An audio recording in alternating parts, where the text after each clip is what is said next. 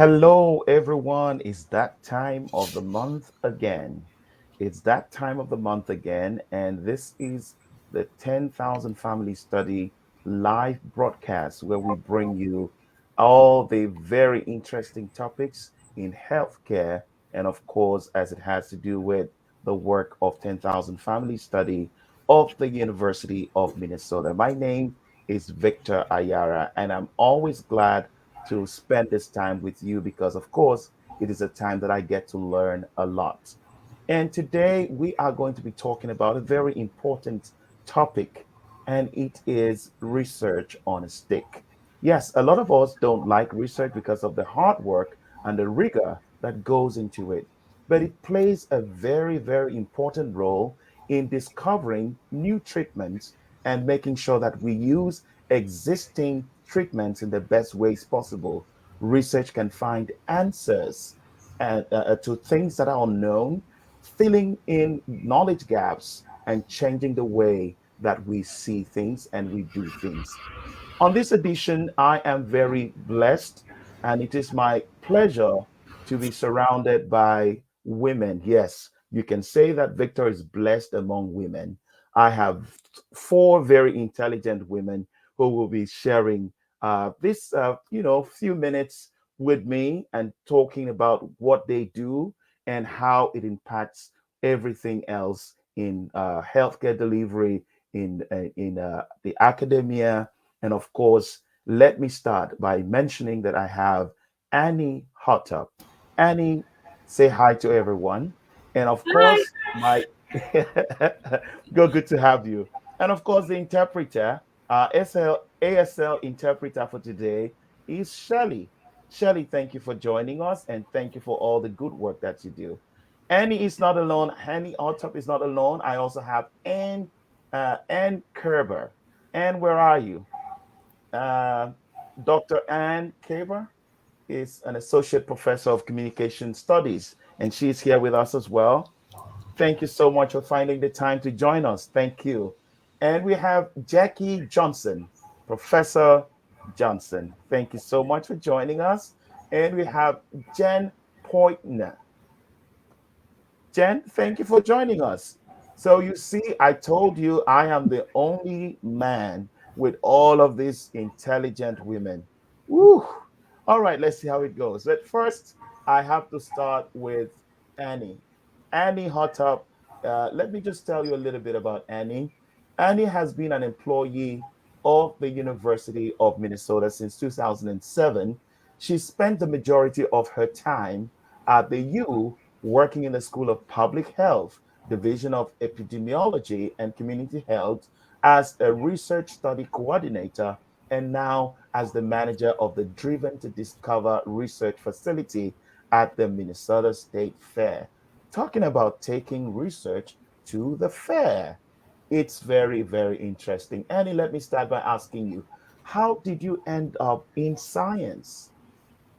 Well, thanks for having me, Victor. It's nice to see you again. I appreciate being able to tell my story here because I think I've just got the best job in the world. I didn't Wow. expect to Go work in ahead. research, but had the opportunity to start working on a study at the university, and I've been here for 15 years, and I just love it.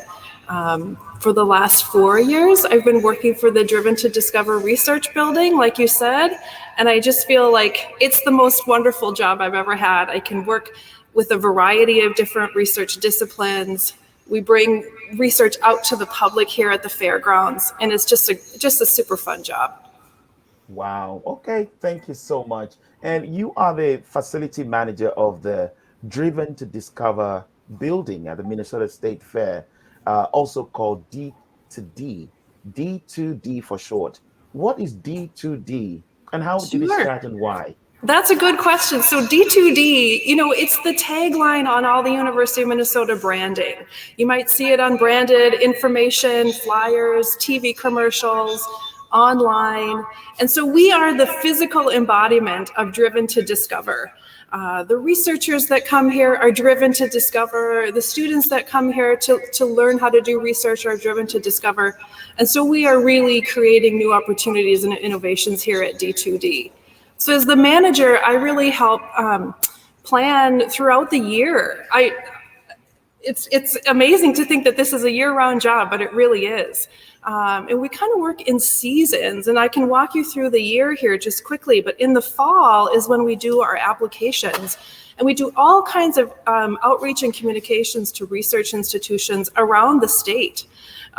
In the wintertime, we start to read over all those applications, and we start making decisions about who we want to be here at the building to collect their data and perform their research studies. Springtime, things start to get really exciting. We bring all of the research teams together. We have a big meeting where we kick it off. And we tell the teams then about, okay, this is how it's going to go. Here's the schedule for the spring and the summer. We want to know everything about what you need help with.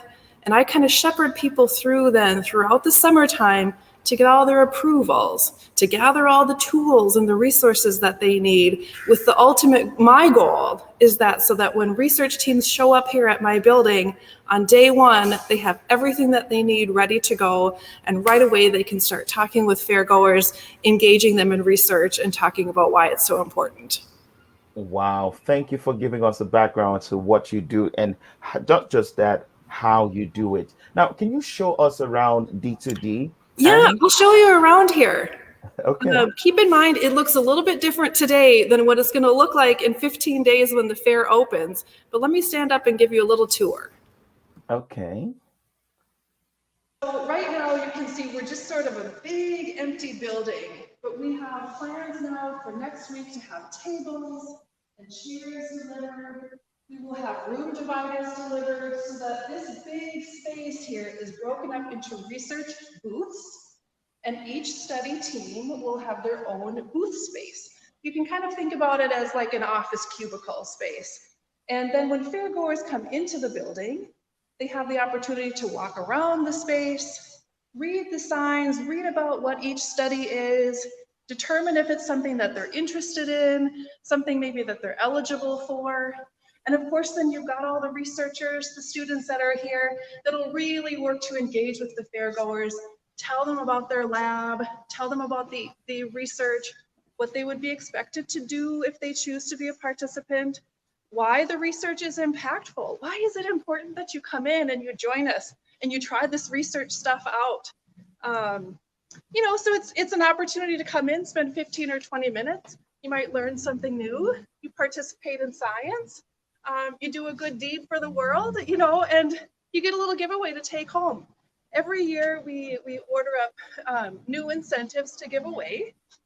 And really, all of our researchers give something cool, something that you can take home and kind of remember D2D and tell your friends about, because we want folks to come back year after year, have a good time, tell their friends and family, so that we have more and more people visiting us every year. So I want to give you a shot of the exterior of the building so that when you come to the fair now, you know what we look like.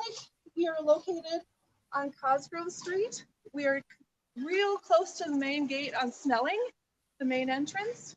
We're right across the street from the education building. So we're in a real good location. I want you to come by and see us. We've got maroon and gold on the front, so you know right where we are. Wow. Thank you so much, Annie. Can you still hear me, Annie?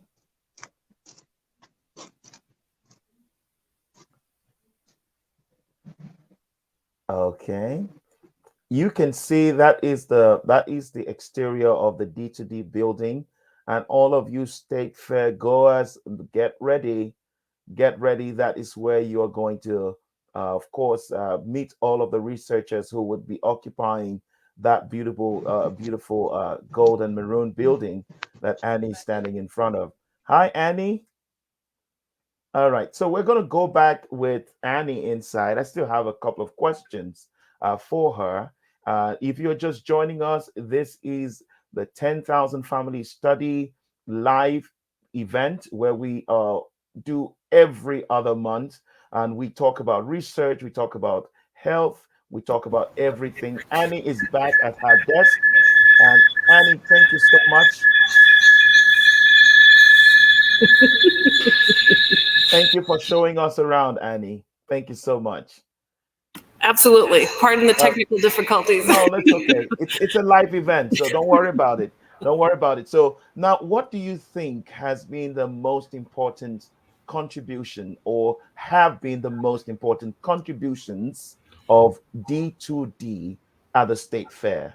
I was thinking about this the last couple of days because I knew you were going to ask me this question. And it's kind of like choosing your favorite child. Well, which study had the most impact? And I really think the fact that this building is here is perhaps the most impactful thing about D2D. The Okay. university is blessed with a lot of financial resources to have a building like this, to have a staff member who can help the process and engage researchers in coming, and then on top of that, engaging the fairgoers to come in and participate. I think that's really the biggest benefit that I see. It's not only a good opportunity for researchers to quickly and efficiently collect data, but it's a real super opportunity to bring students into that mix too, and they get hands-on practical experience working with the public and really conducting real scientific research. Wow. Yeah, Thank you and so then the much. other Is that thing, the last thing I yes? do want to add here is that this is a statewide program. We have folks from both inside the university, all campuses of the university, as well as external people as well. And I see that as just a huge positive benefit. Absolutely. I can imagine it sounds very interesting already. And I would love to visit D2D anytime I stop by at the fair. But can you share a story of a study that was particularly fun or engaging for visitors at D2D? There are a couple of memorable ones that stand out. There was a study here who's been back for several years. They bring a driving simulator, and people can literally sit in this simulator and drive down the road, and they're looking at big monitors as if you're driving. And they look at different road construction or texting while driving. I mean, that's really impactful. That's something that all of us deal with on a daily basis. Some studies take physical samples. People might take a cheek swab or a little bit of a blood sample or a nail sample, for example. Those are real unique and participatory. Other studies that come, they might do physical testing like flexibility testing or small and brief physical fitness testing. The College of Design has been here before, and they do testing of your hand to look at how gloves are designed, that sort of thing. So Wow. there's something for everybody, for kids to older adults, everybody in between.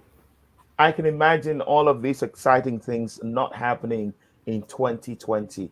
Can you tell me what impact did it have for a D2D not to happen in 2020 when the state fair was canceled? Yeah, well, it was a real disappointment to be sure. That everybody understood, the reasons for the cancellation. And we automatically invited back everybody who was supposed to be here in 2020. We invited them back for 2021. Unfortunately, not everybody was able to come back. Perhaps the student who was going to conduct their research, perhaps they graduated and moved on to their next phase of life. But really, we've had a good response. We've got a lot of folks that are going to return now for 2021, a whole wide variety of projects to choose from. Wow, thank you so much. Now, I'm going to ask you this last question. How many studies will be there? This year, we have 43 studies. Wow, Yeah, 43. 43 studies. The studies run the gamut. We have studies from the medical school, occupational therapy, speech language hearing, robotics, nursing, public health, College of Design, the Humphrey School has been here, communication, you name it. There's something for everybody. Thank you so much, Annie. And I want to thank you so much for taking the time and spending the time with 10,000 Family Study on this live broadcast, and particularly for behaving like a journalist yourself when you did what we call a stand-upper and you started walking and showing around. And that's what we used to do when we were on the field. Thank you so much. It's been wonderful speaking with you. And if you're just joining us, this is 10,000 Family Study, and we have been speaking with Annie Hotop. Thank you so much, and have a wonderful rest of your day. Thank you, Victor. All right. And my next guest is standing by and she's glowing with a smile. This guest of mine is Dr. Ann Kerber. Dr. Ann Kerber is an associate professor of communication studies at the State University, Mankato. Her research focuses on public conversations about health, and more specifically, she's interested in the stories people tell about the intersections of health and work. Now, when she is not doing her work, she is a passionate runner. She is currently, as a matter of fact, training for the Twin Cities 10 mile in October, which will be the first live race that she's participated in that is before the start of the pandemic. Thank you so much for joining us, Dr. Kerber. Thanks for having me. I'm excited to be here. Absolutely. How did you end up in communication studies? Absolutely. So I have a background of competing in high school and college on my representative school speech and debate team. So I always had a passion for getting up and performing and speaking. And I think it was part of being part of those teams that really helped me understand the importance of language and the fact that not only do words matter, but also that stories matter, that stories are really important drivers of how we come to understand different things about the world, how we make sense of situations that are troubling or unexpected, and particularly when it comes to health. How we understand things about our bodies, what we see as like healthy or unhealthy, how we make sense of risk, and how we understand the experiences of illnesses. Thank you so much, Anne. And that is very, very wonderful. Now, you are the lead researcher of memorable COVID-19 messages at work. Can you tell us what this study is and why it will be at D2D? Absolutely. So, what I'm really interested in is in getting experiences from people who are essential workers. So, if you are someone who, since the start of the pandemic, worked for at least a month in a job where your primary job responsibilities meant that you had to be on site and you were working in close proximity, so less than 6 feet from other people, whether that's the public, customers, coworkers, really anybody, I want to talk to you. And specifically, those could be people who work in a variety of fields like healthcare, education, food and agriculture, retail, manufacturing. There's a really long list of industries. We know that at least 30 million Americans were considered essential throughout the pandemic, and as a result of that, had a higher risk for contracting COVID-19. What I'm interested in surveying these people about is really what were the memorable messages? So, the messages that stuck with them over a long period of time and were perceived to be either a significant influence in terms of really directing their behavior when it came to COVID-19 health and safety, or messages that stuck with them for a negative reason. So, for whatever reason, it was something that they really rejected or struggled with in terms of trying to accept. So, I'm interested in what those messages were. What was it about those messages that stuck with them for long periods of time? Because we know that messages that stick with us for longer periods of time tend to be more persuasive one way or the other in guiding how people respond from a health behavior perspective. Wow, thank you so much. I just, it is very important, especially in this time that we're in, that this messaging is on point and it delivers exactly what it was supposed to deliver. Now, I want to ask you, what do you want the public to know about when the difference between misinformation and disinformation? Oh, what a question that is. So, And I'm not sure I'm going to and, be able to answer that in 10 minutes. and because you are particular about what is being said, and how it is being said and how it is Mhm. being received, can you just in a very brief comment talk about that, because there's a lot of disinformation and misinformation going on. Yeah, and I want to be careful in saying that this is not something that I specialize in terms of really studying the misinformation piece. But my understanding is that misinformation is information that is purposefully misleading and circulated as a means of influencing behavior. So there are a number of social media examples of information that is misleading, that is not accurate, or is intended to shape perceptions in a specific way in terms of influencing people's beliefs surrounding COVID-19. And I think we've seen that in a lot of different areas. I mean, I think there's a lot of information that is, or even words that are loaded with meanings. That we would call them in our field saturated with meanings. Hmm. And some of them are accurate and some of them aren't. Thank you so much. And you coming to D2D, it's something that we really appreciate, and we just want to thank you. And because in this time, like you said, words matter. In this time, information and communication matters. Thank you for joining us. Oh, I'm so excited to be at D2D this year. This is a really wonderful opportunity. I think it's a great way to reach people from across the state of Minnesota. There's not always opportunities to get insights from people who are in, diverse parts of the state. So I'm excited about the opportunity to talk with people who are, from Lincoln County or Lake County. So I'm really excited about that opportunity to talk to a diverse cross section of people, because All that's who the right. fair draws. Absolutely. Now, my final question, I did say that was going to be my last question, but I liked my final question. How do you do it? I mean, running, I can run past 2 blocks. How do you do it? I will tell you, I'm getting back into it. I feel like one of the problems of the COVID pandemic is that I wasn't able to get to the gym.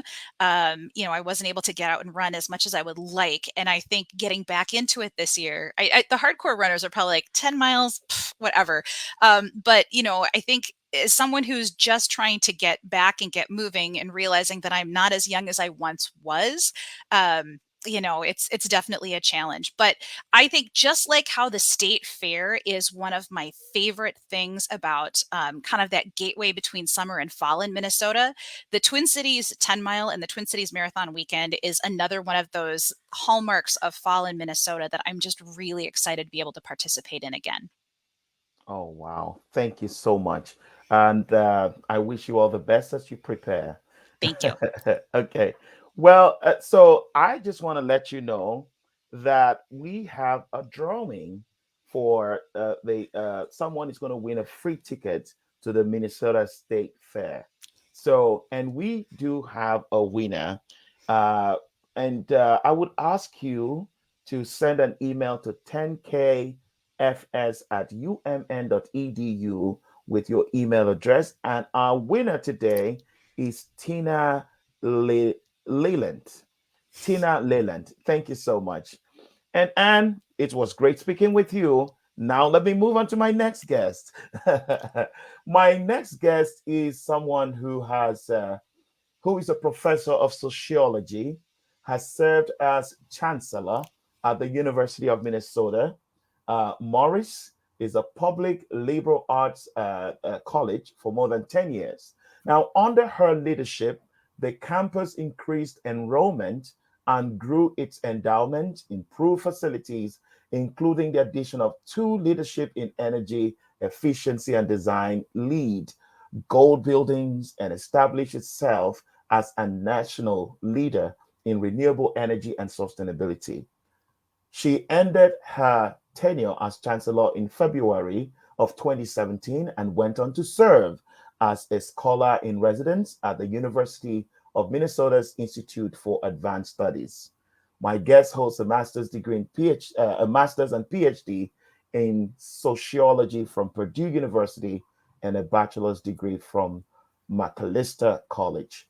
Welcome with me, Professor Jackie Johnson, whom I have been privileged to call Jackie, and that's what I'm going to call her today. Welcome to this event. Thank you so much for making the time. Oh, Thank you, Victor. It's just really a pleasure for me to be here. And can you tell from that introduction that I had a wonderful time while I was in Morris, Minnesota? People should visit and see the great things that are happening there as part of the University of Minnesota system. It's a pretty incredible place. But I'm happy now to have been able to return to some of my research interests and to be able to teach online, which is probably my first true love. So wonderful to be here with you, and I'm excited to be doing some work in the D2D building at the Minnesota State Fair. Thank you so much. And I'm going to ask you the same question I've asked my other guests, because I know this is particularly very interesting for me, because I am not a science person at all. Can you tell, Jackie? No. How did you end up in science, and specifically sociology? You know, I think people who end up doing research of any kind are honestly are just people who are curious, people who want to learn, and that's really how I started my journey. And it also began with just a really wonderful faculty member.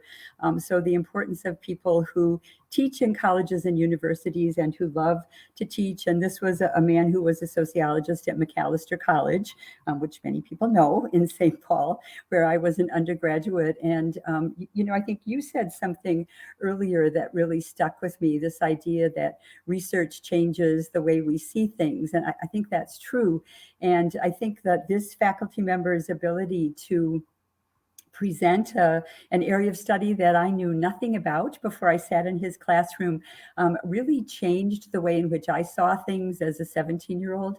And I think you could say changed my life. And so that's how I ended up. But the research part of it is really, I think, fundamentally about being curious and about wanting to learn. And Victor, just so that you know, one of the interesting things I think about the work that I do is that it really bridges between science and the humanities and science and the arts. And so I guess I really believe that the real learning takes place kind of in those borderland areas on the boundaries between those ways of knowing. So you are probably as much a scientist and a researcher as anyone else. Oh, thank you. You are so kind, Jackie. You are so kind for thinking that I'm a scientist. I'm going to claim it.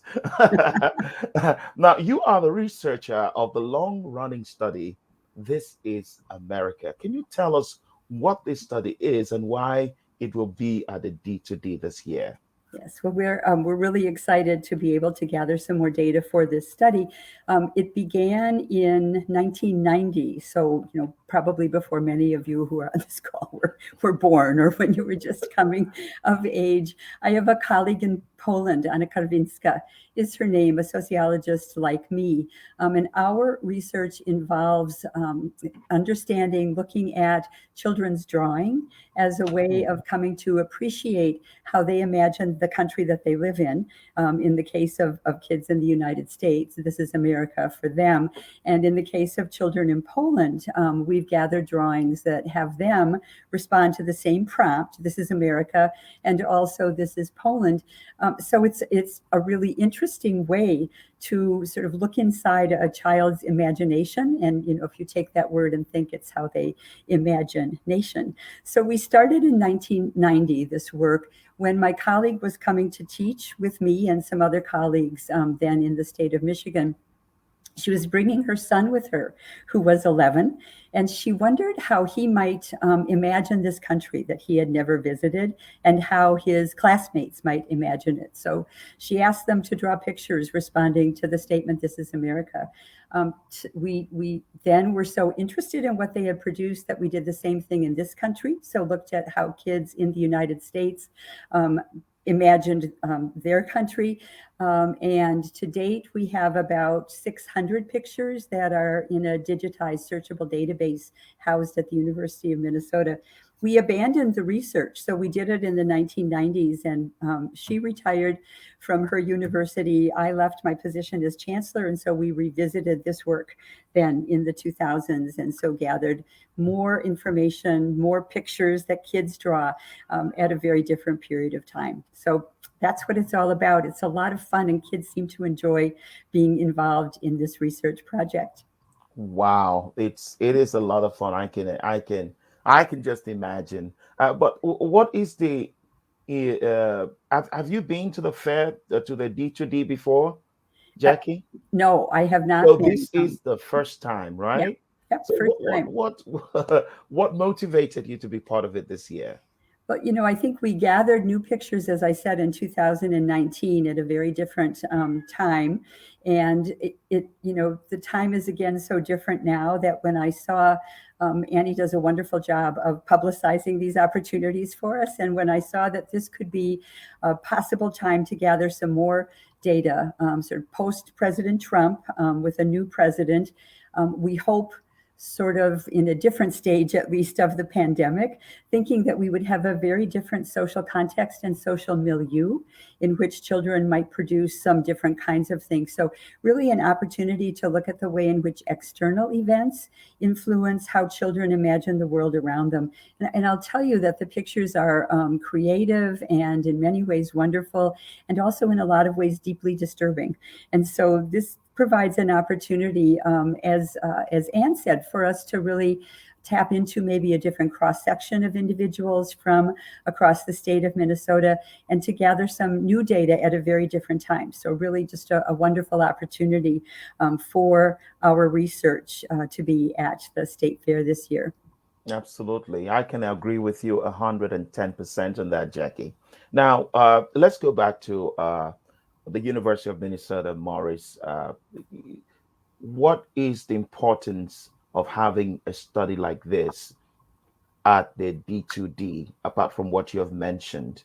Because definitely you are a professor in this field. And what do you hope that at the end of the day, the University of Minnesota would have achieved by being at the D2D?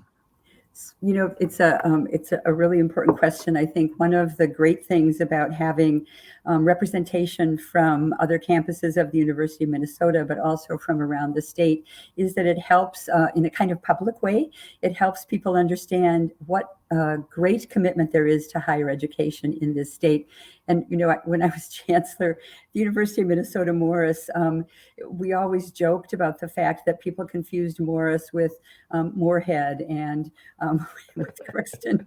We also joked about the fact that people on the Twin Cities would say, "So how far is Morris?" when they had to come. And I think it's a chance really to showcase this wonderful public liberal arts college that is part of the University of Minnesota system. It kind of gets sometimes lost under the under the shadow of the Twin Cities campus. Morris is a public liberal arts college. If the people who are watching this know anything about Macalester College, I always think of Morris as being so much like Macalester. The difference is it's public. So I often described it as a public-private with that same residential experience. So for people to see all of these examples of research and of higher education across the state of Minnesota, it's a pretty remarkable thing, in my opinion. So excited to be part of that. Thank you so much. And let me ask you another question, Jackie, if you don't mind. Is there anything else that you want the public to know about this is America's study and the opportunity to be part of it at the D2D? Yeah. Well, to me, one of the things that's been so interesting and amazing about this study is that I think we often underestimate what children know, what children see, what children worry about. And you can see all of that reflected in their pictures. The original study that we did was actually inspired by an art exhibit that was produced in the 1980s during the period of martial law in Poland. A Polish artist, Stefan Pop, was interested in what children were seeing in this kind of terrible situation of martial law. So he asked them to draw pictures of what they were experiencing. And the pictures were so troubling. He then put together an art exhibit in Krakow of these pictures, but the military government ordered the exhibit taken down in just a couple of days because the pictures were troubling. So I think that it's really important for us to understand as much as we can about what children see and what they experience. The pictures that we gathered in 2019, many of them are representations of a planet burning, of climate change. There are several pictures in which children have depicted or made some reference to suicide. They mention a music video by Childish Gambino called "This Is America." So I think we underestimate what, as adults, what we're creating, the kind of world that we're creating for children. And so these pictures in some ways are like the stories that your previous guest mentioned, only instead of being words, they're visual images that help us gain insight and maybe make us think more about how we see children and how we teach children. That's the other importance that I see. This is such a wonderful segue. I mean, between storytelling and, of course, the role of visual arts like drawing, like pictures. I am an artist, I'm a creative, and I tell you what, Jackie, I totally can relate. I want to thank you so specially, all of us at the 10,000 Family Study Facebook Live team. We want to thank you for making the time to join us today. It's really been an honor for me to be here. Thank you so much. All right, thank you. And then I'm going to have my next guest. My next guest is an associate professor in the Division of Epidemiology and Clinical Research in the Department of Pediatrics at the University of Minnesota. She is also the Associate Director of Community Outreach and Engagement at the University of Minnesota Masonic Cancer Center. Her training is in epidemiology. Ooh. And her research is focused on understanding why children and adults develop cancer. She is also interested in understanding the health impacts of cancer treatments in children who survive their cancer diagnosis. Welcome with me, one and all, wherever you are, Dr. Jen Poynter, whom I'm going to be calling Jen. Thank you for joining us. Hi, Victor. Thanks for having me. It's really exciting to be here today for this exciting show. And, as a researcher, I've also learned a lot about the other guests' projects, and I'm excited to be at the D2D Building this year to experience all the studies. Thank you very much. It's good to know that you, even while you are on the show, you're also researching. Do you ever stop researching, Jen? No, not really. Tell us about your interest or how you ended up in this line of work. How did you end up in science? Yeah, I guess I was always curious about science and healthcare and how people stay healthy. I started out after I finished my undergraduate degree working in a lab, looking at cancer cells in petri dishes. So that was my introduction to cancer research. And then I decided I was really more interested in focusing on health in people. So I decided to go back and pursue a degree in epidemiology, which is the study of health in populations. So, and I, like Jackie, I've had a lot of really great mentors throughout my career, which really influenced and helped me end up here in this position as a faculty member. I appreciate that, Jen. Thank you so much. And let me just also add for those who are watching that Jen is one of the researchers of the 10,000 Family Study team. So she's one of our own. When I mean that, I mean she's in-house. And if you want to find out more about us, about the 10,000 Family Studies of the University of Minnesota, you just go to our website, 10kfs.umn.edu. But please don't do that right now. Right now, we need you here. We need your focus as we continue to have these conversations. Now, can you tell us what the 10,000 Family Study is for somebody who is, for instance, watching this live event for the very first time? Yeah, I'd be happy to tell you more about the 10,000 Family Study. So this is a study of health in families living in Minnesota. The 10,000 Families name comes from our state nickname, the land of 10,000 lakes. And in this study, we have the goal of understanding why some families stay healthy and why disease occurs in other families, and looking at genetics and shared environmental factors and how that influences health in the population. Thank you very much. You have said it very precisely and concisely. Now, what is a 10,000 Family Studies history? with D2D, and what is it doing at D2D this year? Yeah, thanks for giving me the opportunity to tell you a little bit more about it. So we actually got our start at the D2D building. We've been a recurring study in the D2D building. We started first in 2017, when we were just starting out the 10,000 family study and what we called a pilot study to see if we could recruit people if they'd be interested in participating in our study. So what we've done in 2017, 2018, and 2019 was talk to people about the study and ask them to see if their family would be eligible. And we do that with a tool on an iPad. And then we follow up with people after the fair to see if they're interested in participating in the study. But this year we're doing something a little bit different. We're actually asking people to register for the study ahead of time to do our screener and questionnaire and recruit their family members. And once they do that, we're giving people a free ticket to get into the state fair, and then asking them to come and visit us in the D2D building. Thank you so much. What are your hopes for the discoveries and, of course, the impacts that may come out of the 10,000 family study? And why do you what do you want most people to know about the 10,000 family study? Yeah, thanks for asking that. So my main interest is in helping people stay healthy and helping to prevent cancer, and by understanding what causes it, we're really hoping we can give people the tools that they need to help keep themselves and their families healthful. And in terms of what we want people to know about the study at the fair this year, we'd love to talk to you. We want to include people from all areas of Minnesota, and we'd be more than happy to answer questions, and we'd love it if you'd stop by and see us at the fair.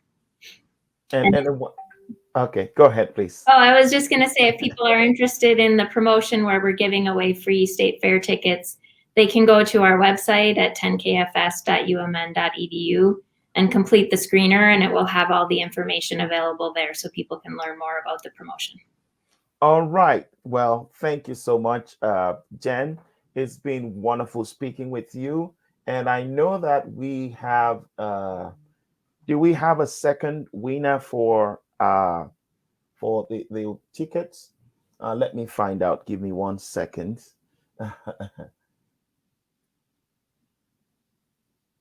Well, I will get that information to you, but I just want you to know that, okay, we have Pear.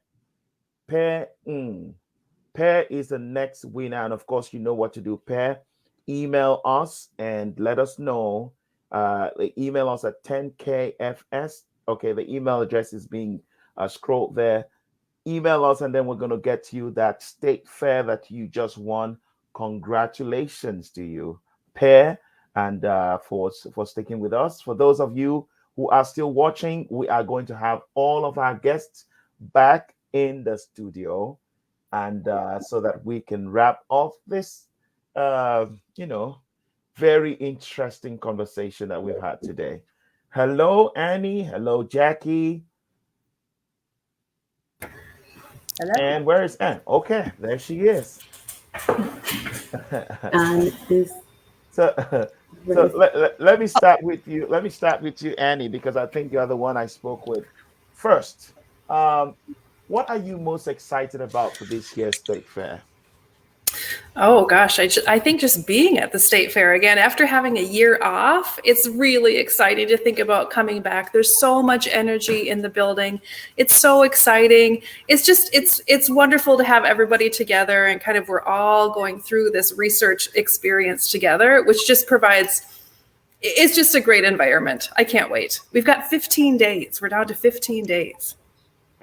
Okay. Well, thank you so much, Annie. Let me ask you the same question, Jackie. What are you most excited about? Well, I'm just eager to meet the kids. The children who can participate in this research are between the ages of 9 and 12. And so I'm just really hoping that they'll come in and have a good time and draw. And just really looking to the energy that I imagine will be in the building, and just meeting these children and learning more about how they see the worlds that they live in. All right. Thank you very much. I asked the same question to Jen. what are you most excited about this year going to the D2D building at the fair? Yeah, we're really excited at the 10,000 Family Study to be able to get back out and interact with people and continue the study. We've kind of been on hold a little bit with the pandemic because we haven't been able to do the types of studies where we interact with people. So we're really excited to get back out there again. Okay. And my next question is going to be to you, Annie. So I'm going to ask you just what do you like most when you go to this fair, when you do this kind, what you're going to do this time? It's not your first rodeo, apparently. So what do you like most about it? That's right. It's not my first rodeo. We used to come as kids all the time, and that's transcended into adulthood here. So outside of the D2D building, one of my favorite things to do is to visit the Creative Arts building, which is right across the street from where we are. And in 2019, I visited the horticulture building, and to go see the flower exhibits that happen there every day. Oh, I'm really looking forward to that too. It's really special. All right. And Jackie, what about you? So I have to confess that I've only been to the state fair one other time. And it was when Bob Brunigs was still president of the University of Minnesota. It was his last year, and he wanted all the chancellors to be there riding in the back of a pickup truck during a parade with the marching band from Duluth leading us on. It was 96 degrees. I still remember it. So I'm just really looking forward to learning more about the state fair. As I said, I've only been once before. So it will be great to have a chance to wander around and to look in the buildings. And, I'm a sociologist. So I just love watching the people. All right. And Jen, I ask you the same question. Yeah, I guess my dad worked for the Department of Natural Resources, so I have a lot of memories as a kid of going to the DNR building and checking out all the exhibits. So that's always one of my favorite things to do. That, and I also kind of dabble a little bit in gardening, not always so successfully. So I really like to go look at all the giant pumpkins and all the amazing vegetables that people are able to grow. All right. I think that Anne can actually hear me. Anne, Yes, I'm here. Oh, okay. So when I didn't see you, I was. That's okay. And I understand it's technology. So what are you most excited about going to this fair, this year's fair? Man, I'm really excited to be at the research facility, but I am also super excited about the state fair food. One of my favorite things that I beeline for as soon as I get in the gates is that roasted sweet corn that is my favorite. And then I used to, before I think he stopped doing it, one of the food writers at the Star Tribune, Rick Nelson, would go through and try all of the new state fair foods. And I took his list and I was like, I am going to take the top rated things and I'm going to try as many things as I could. So that was always one of my favorite things to do at the fair. Now that I've got littles, I'm really excited to take them on the giant slide too. Now we're talking about food on a stick, not just research on a stick, right? Right. Absolutely. And that really makes my mouth water, to be honest with you. and so, Annie, who would you like to visit your booth or to visit a D2D? If you were to talk to one person, who would that person be to say, hey, come to D2D? We really want everybody to visit the D2D building, regardless of your age, regardless of where you come from, regardless of your previous research experience. We want all kinds of people to come to the building. I want people to come to the building with an open mind and a spirit of curiosity. That's who I want to come in. Somebody who's open and ready to learn new things. And I think actually the gals should tell you who they're looking for in particular for their studies, because each study is a little bit different in who they need to recruit. I will ask the same question of Jen, but thank you, Annie. Jen, who are you looking forward to meeting to visit your the booth for the 10,000 family study? Yeah, as our name would suggest, we're a study of families. So we'd love it if you'd come to visit us at the D2D building and bring your family members with you. People are eligible from all ages throughout, and we need at least one person to live in the state of Minnesota. All right. And Jackie, same question to you. So I don't have anyone. I was trying to think of some one particular famous person that I wanted to come. But I can't Okay. think of anyone. I think it's just children who are eager to participate. It's kind of exciting. I think that they could be part of a study that is international and that spans so many decades, that reaches back at least to another decade. So children ages 9 to 12 can participate. They can bring their younger siblings with them. We'll have opportunities for them to draw as well, although they're outside the boundaries of the study. And I want to say two other things. One, that this research is not partisan. So it isn't intended to politically display one thing or another. It's really intended to just sort of look inside children's imaginations. And the drawing materials, a variety of drawing materials will be available for children to use: crayons, markers, pencils, so that they can choose the medium that they're most happy with. And there are no answers that are right or wrong. It's just what children see, ages 9 to 12. Okay. So would you also say that the young at heart, because I know some people who might be older, but there's still a child somewhere on the, like myself.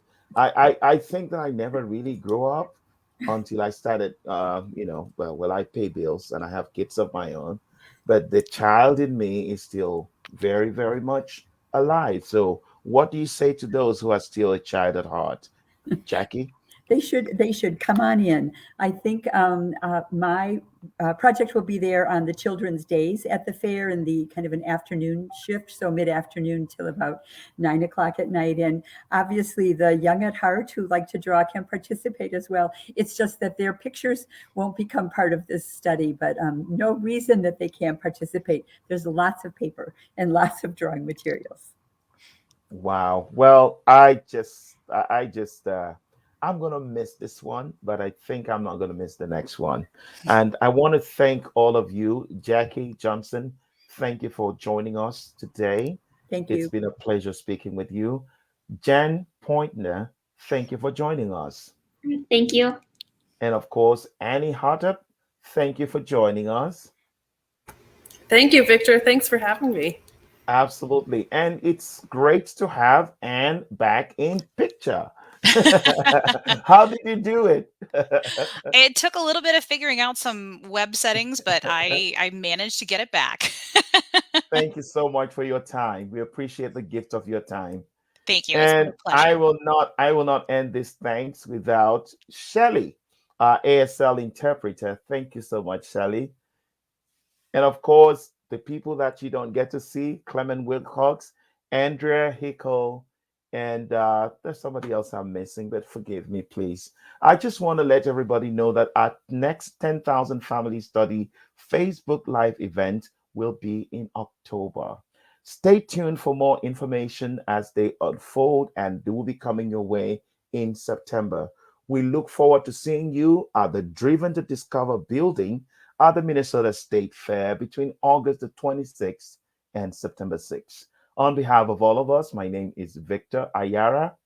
Thank you and have a wonderful, wonderful. No, hold on. Sadie Mako. Is it Mako or Mitchell? Forgive me. Sadie, you are backstage and we appreciate you. Thank you so much, everyone. Have a wonderful rest of your evening. Bye bye.